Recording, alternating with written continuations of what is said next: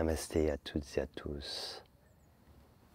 Bienvenue pour cette troisième partie sur la compassion.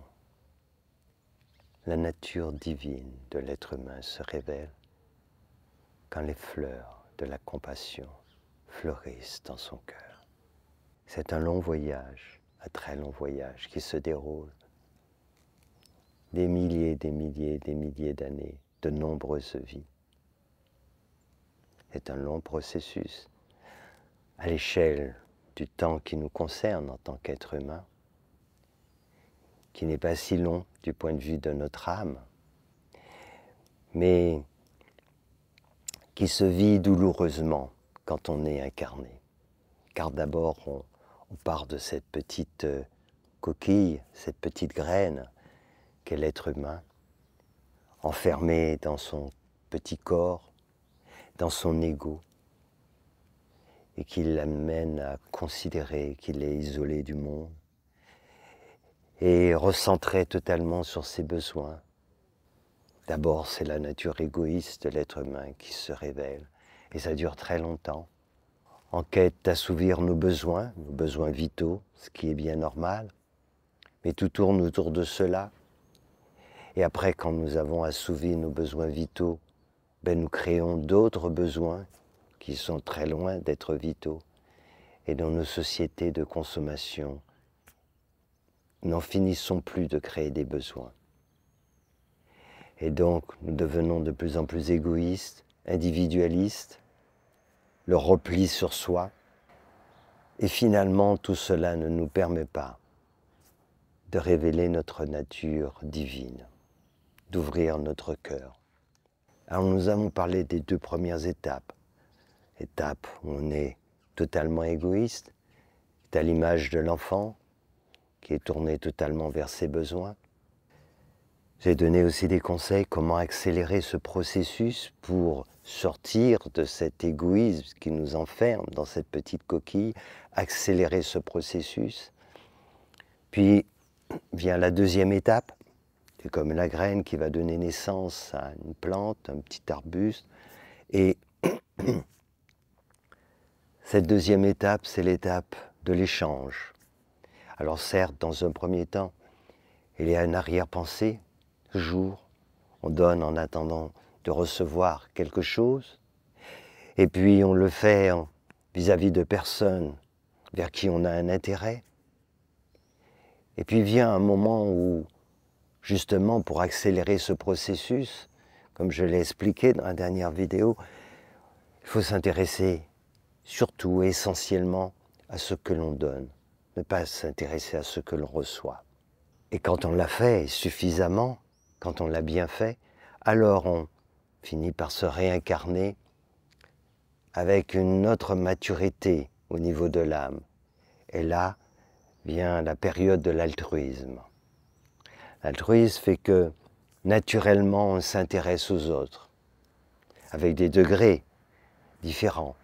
L'altruisme peut se faire vers tous les êtres humains, mais il peut aussi être tourné vers les animaux, vers les plantes, selon le degré. Et là, c'est vraiment un intérêt pour l'autre. L'altruisme est une étape qui est importante. On n'est pas encore libéré de cette nature humaine, de cette racine de l'égoïsme. Mais c'est un long chemin qui a été parcouru. Et là, notre intérêt pour l'autre est important. Pour les gens qui sont vraiment altruistes, ils s'intéressent plus aux autres qu'eux-mêmes. Cela étonne beaucoup de personnes et beaucoup de gens trouvent que c'est excessif. En réalité, ils ne comprennent pas ce processus, qui est un processus tout à fait naturel, car c'est vers cela que nous devons tendre. Notre nature en tant qu'être spirituel, c'est cela, c'est de porter notre intérêt vers l'autre, totalement. Plus on s'élève en conscience, et plus finalement nous nous intéressons aux autres, à tous les autres. Tout simplement parce que nous nous libérons de l'ego. Et quand on se libère de l'ego, on n'a plus aucune espèce d'intérêt pour sa petite personne. Et notre conscience, par nature, n'est pas tournée vers elle-même. Ça n'a aucun sens. Ça n'a strictement aucun sens. Il n'y a pas de moyen de faire autrement en réalité. Voyez, c'est comme quand on regarde le soleil, il dispense sa lumière, et qu'à le voir, on comprend bien que toute cette énergie est diffusée vers l'extérieur, n'est pas tournée vers lui, le soleil. Eh bien c'est pareil quand une conscience s'éveille. Donc le processus naturel de l'être humain, c'est d'aller vers cet altruisme. Alors, quand on commence à ressentir cela, il faut être attentif aussi des besoins de l'autre, de ne pas forcer les choses. Et cette propension à vouloir aider l'autre, il faut aussi y prêter un peu attention. Il ne faut pas aller à l'encontre de cela, mais il faut développer notamment le discernement. Il ne faut pas répondre à n'importe quelle sollicitation. Par exemple, la mendicité, ce n'est pas forcément une bonne chose que d'y répondre. Ça ne veut pas dire qu'on ne peut pas aider l'autre, mais peut-être que ça peut se faire autrement, à travers des actions sociales, à travers des associations, etc. Donc là aussi, c'est très important quand on commence à ressentir ce désir d'aider l'autre, d'aider tous les autres, de savoir comment bien le faire, de ne pas forcément répondre directement à toutes les sollicitations comme cela, parce que quelqu'un nous demande telle chose, alors on va lui donner la chose qui est réclamée. Donc, c'est une étape où il faut développer aussi son discernement, mais surtout ne pas aller à l'encontre de cela, car c'est quelque chose de naturel. Et si on veut mieux le vivre, ce processus, eh bien, ça commence déjà dans la relation d'avant, c'est-à-dire la relation à deux, la relation de couple, la relation amicale, s'intéresser beaucoup plus à l'autre, à ce que l'on donne qu'à ce qu'on reçoit.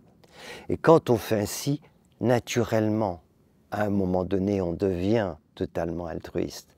Parce que finalement, on fait l'expérience que donner, c'est beaucoup plus riche que de recevoir. C'est beaucoup plus enrichissant, c'est beaucoup plus épanouissant. C'est plus que cela, c'est naturel. C'est la nature de notre conscience. C'est notre nature divine. C'est cela dont nous faisons progressivement l'expérience. Donc quand nous commençons à vivre cette étape de l'altruisme, c'est un moment très important, un moment magique. Et je le répète, il ne faut surtout pas écouter ceux qui vont nous dire qu'on en fait trop, que c'est excessif. Mais pour autant, il faut faire preuve de réflexion, d'écoute, d'attention. Aider, ce n'est pas tomber dans l'assistanat, sinon ça a un effet pervers, c'est tout le contraire. Donc là aussi, dans cette démarche, il va falloir développer des qualités, j'en parlais, de discernement, d'écoute, d'intuition. C'est très important pour pouvoir ressentir ce qui est juste de faire. Car s'ouvrir aux autres, donner de l'amour, aider de façon concrète, tout cela, c'est évidemment très important.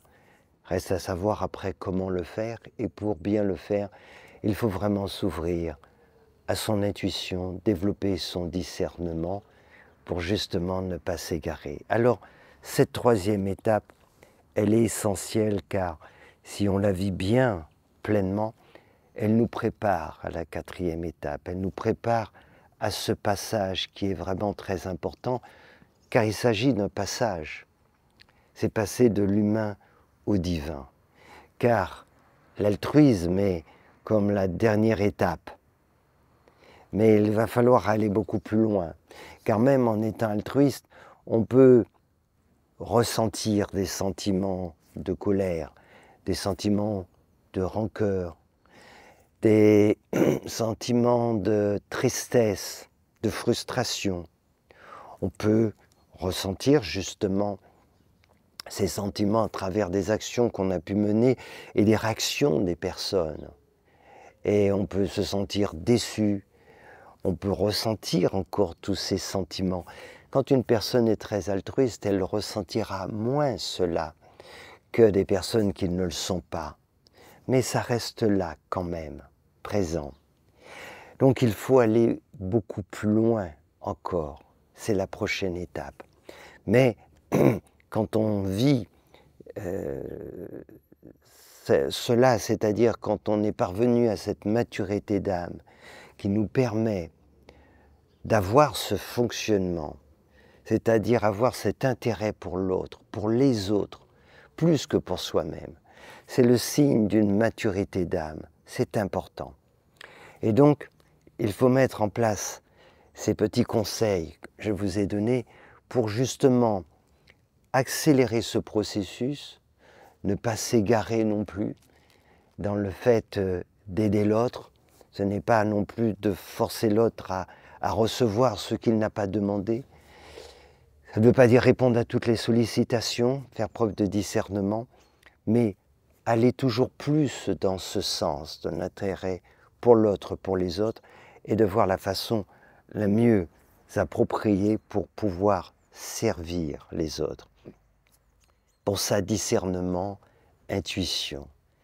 Et en allant dans cette direction, alors on parviendra à la prochaine étape, c'est-à-dire celle qui nous permettra de transcender l'altruisme pour aller dans la dimension de la compassion et laisser notre nature divine se révéler.